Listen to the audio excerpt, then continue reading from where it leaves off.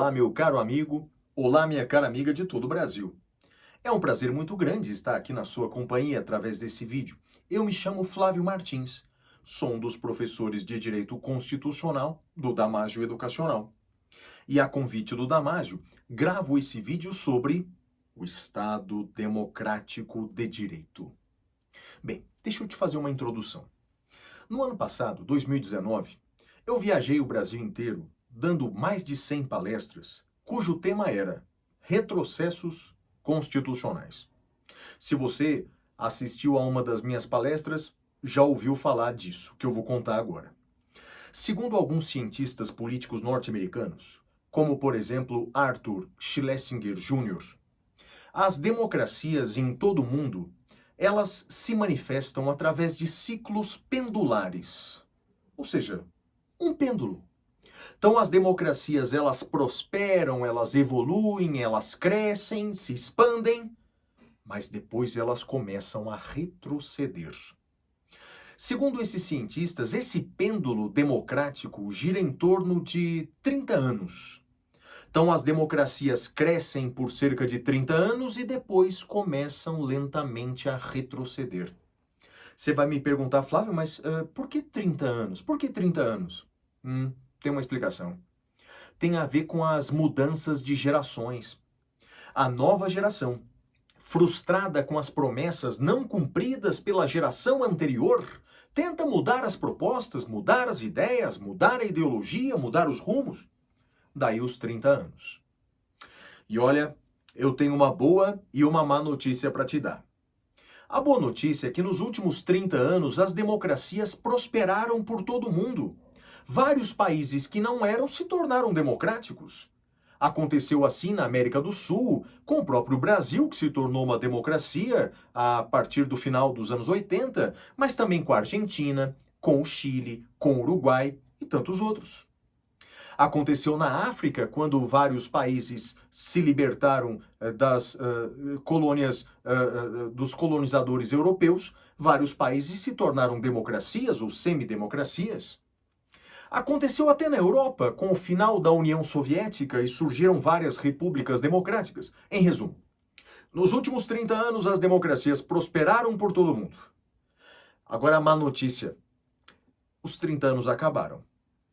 Os 30 anos acabaram e você consegue perceber no mundo inteiro, você consegue perceber recuos democráticos ocorrendo em todo o mundo. Recuos democráticos. Antes que alguém diga, nossa, Flávio, mas você é pessimista? Então, na sua opinião, tanques do exército vão fechar o Congresso, o Supremo? Não, eu não disse isso. Eu não disse que a democracia acabará em 30 anos. Eu disse que o pêndulo demora 30 anos. Não vai ser 30 dias, não vai ser 30 meses. Não em regra. Normalmente as democracias caminham lentamente. Deixa eu te mostrar os recuos democráticos que vêm se apresentando em todo o mundo. Veja alguns exemplos que eu separei para você. Veja, ataques à imprensa. Veja, governos eleitos democraticamente atacam firmemente a imprensa. Acontece assim, por exemplo, na Venezuela. Na Venezuela é comum se tirar do ar canais de televisão, proibir a circulação de jornais, a depender das notícias que são divulgadas na Venezuela. É assim na Hungria, é assim na Turquia, é assim nos Estados Unidos, em que o presidente critica ferozmente a imprensa norte-americana. Então, tornou-se um hábito das democracias contemporâneas esse ataque deliberado à liberdade de imprensa. Primeiro exemplo. Segundo exemplo, ataque às instituições. Tem sido cada vez mais comum ataque a instituições democráticas, a instituições estabelecidas nos textos constitucionais, ataques ao Congresso Nacional, ataques ao Judiciário. Não estou dizendo que essas instituições são perfeitas, muito pelo contrário, mas são instituições que servem para fiscalizar a separação dos poderes, para servir de freios e contrapesos, e é um fenômeno mundial. Agora, há poucos dias, pela primeira vez na história, o presidente Donald Trump, ele cogitou suspender o Congresso Nacional. Veja, Constituição Americana é de 1787. Essa ferramenta constitucional nunca ocorreu em toda a história, mas o presidente Donald Trump sugeriu aplicar essa medida agora em tempos de pandemia. Outro movimento de retrocesso constitucional, dê uma olhada, é o constitucionalismo teocrático. Isso vem acontecendo no mundo inteiro. O que é isso? Com o constitucionalismo moderno, com as constituições lá do final do século XVIII, início do século XIX, um dos valores defendidos pelo constitucionalismo moderno é a laicidade, o Estado laico, o Estado leigo, o Estado sem religião oficial. Mas não é que agora, no mundo inteiro, cada vez mais os estados se aproximam das respectivas igrejas? Claro, das igrejas, das maiorias, das igrejas com maior número de eleitores. Então há um movimento crescente em todo o mundo. Obviamente que o exemplo mais grave é o Irã. Se você for ler a Constituição iraniana, parece que está lendo um texto sagrado, sabe? Tem mais a palavra Alá do que a palavra lei. Isso na Constituição iraniana. Mas vários países caminham nessa mesma direção de aproximação entre Estado e Igreja. Nós chamamos isso de constitucionalismo teocrático. Outro fenômeno muito grave é o constitucionalismo abusivo. Estão mudando as constituições de vários países, mudando as constituições para aumentar os poderes dos governantes e minando a democracia. Esse constitucionalismo abusivo foi identificado por dois constitucionalistas norte-americanos, David Landau, professor da Universidade da Flórida, e Mark Tushnet, professor da Universidade de Harvard. São mudanças constitucionais que minam a democracia e aumentam o poder do governante. Aconteceu, por exemplo, na Polônia, que quis antecipar a aposentadoria dos ministros do Tribunal Constitucional. Aconteceu na Venezuela, o presidente Maduro impôs uma nova constituição, aumentando os seus poderes e diminuindo os poderes do parlamento. Aconteceu na Venezuela.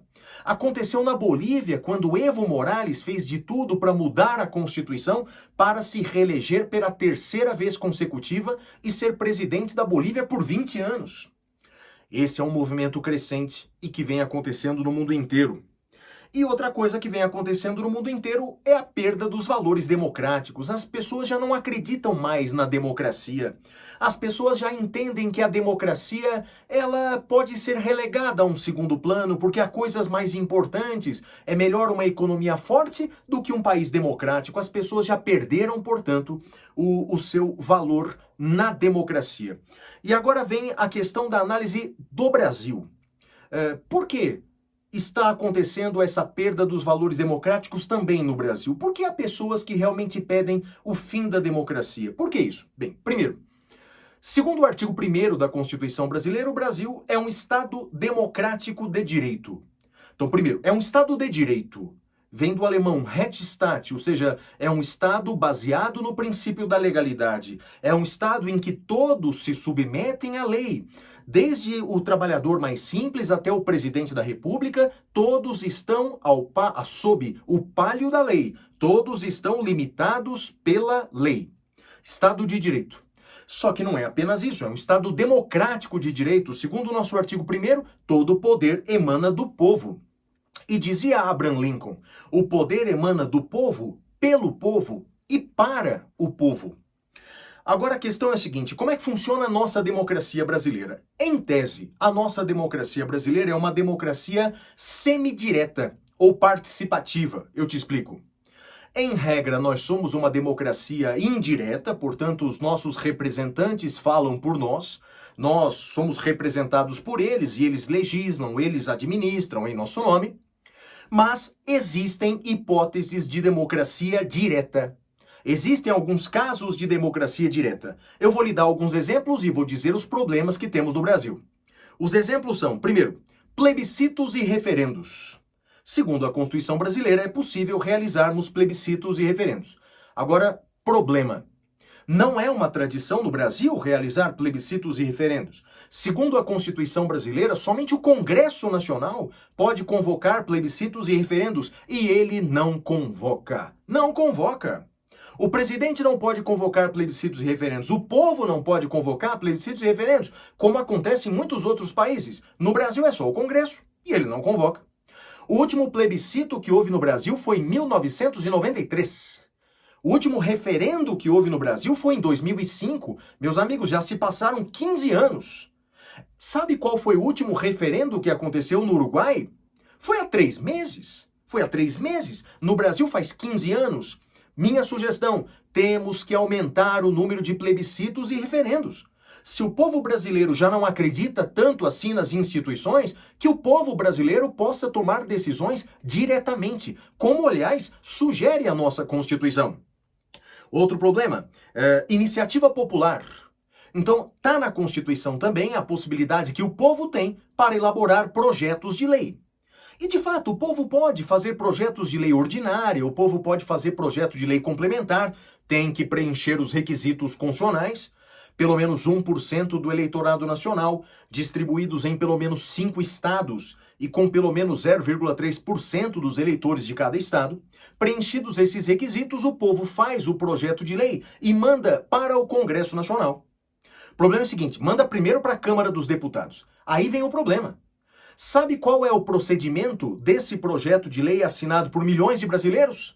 É o mesmo procedimento de um projeto de lei assinado por um deputado federal. Ou seja, um projeto de lei do deputado Tiririca e um projeto de lei assinado por 20 milhões de brasileiros têm o mesmo procedimento. O Congresso não tem prazo para votar, o Congresso pode emendar, o Congresso pode rejeitar. Isso está errado, isso tem que mudar. Tem que mudar a lei sobre o processo legislativo de iniciativa popular para que o Congresso tenha restrições para rejeitar e emendar, tenha prazo para se votar. Olha como dá para melhorar muito a iniciativa popular no Brasil. Outro tema, esse assustador, emenda constitucional. Quem pode fazer propostas de emenda à Constituição Federal? Segundo o Supremo, está no artigo 60, 1, 2 e 3. Pelo menos 1/3 de deputados ou senadores, presidente da República e mais da metade das assembleias legislativas. Segundo o Supremo, o povo não pode fazer propostas de emenda à Constituição Federal. Ou seja, todo o poder emana do povo, não é? Mas o povo não pode fazer propostas de reforma da sua própria Constituição Federal. Sabe o que mais me deixa indignado? Sabe qual outro país da América do Sul é assim? Nenhum. Nenhum outro país da América do Sul é assim, só no Brasil. O povo não pode fazer propostas de emenda à Constituição Federal. Isso também tem que mudar. Olha outra coisa que nossos vizinhos têm, uma coisa chamada referendo revogatório, que os americanos chamam de recall. A possibilidade de, pelo voto popular, a partir da metade do mandato, você cancelar o mandato dos seus governados, dos seus governantes. Então, quer dizer, é o governado cancelando o mandato pelo voto, cancelando o mandato dos seus governantes. Isso tem previsão nos Estados Unidos, tem previsão em vários países da América do Sul, mas não tem previsão no Brasil. Era algo que poderíamos ter para aperfeiçoar também a nossa democracia. Outra coisa para aperfeiçoar a nossa democracia, muitos autores chamam de e-democracy, a democracia eletrônica. Existe tanta tecnologia para que as pessoas participem de tantas e tantas coisas, por que não usar cada vez mais a tecnologia para ouvir a voz do povo, ouvir as ideias da população? Isso vale tanto para uma prefeitura, para um governo do estado, para as decisões da União. Em resumo, o que eu quero te mostrar é o seguinte: a nossa democracia é uma democracia semidireta ou participativa. Existem ferramentas de democracia, de participação direta da população, mas essas ferramentas precisam ser aperfeiçoadas. O povo precisa ter mais voz. Então nós precisamos implantar urgentemente no Brasil a proposta de emenda à Constituição de iniciativa popular. Temos que pensar no futuro numa democracia digital, numa democracia eletrônica. Temos que aumentar o uso de plebiscitos e referendos. Temos que melhorar o processo de iniciativa popular para que o povo possa fazer projetos de lei. Em resumo, a nossa democracia tem muita coisa para melhorar. Ela está doente, é verdade. Ela está cheia de imperfeições. Mas você não acaba com a doença matando o doente. O fim da democracia não vai resolver os problemas do Brasil. Eles só não vão ser mostrados com tanta clareza como são mostrados no regime democrático. Quando alguém está doente, temos que aperfeiçoar os remédios, temos que curar a doença e não matar o doente. Viva a democracia, viva o Estado Democrático de Direito.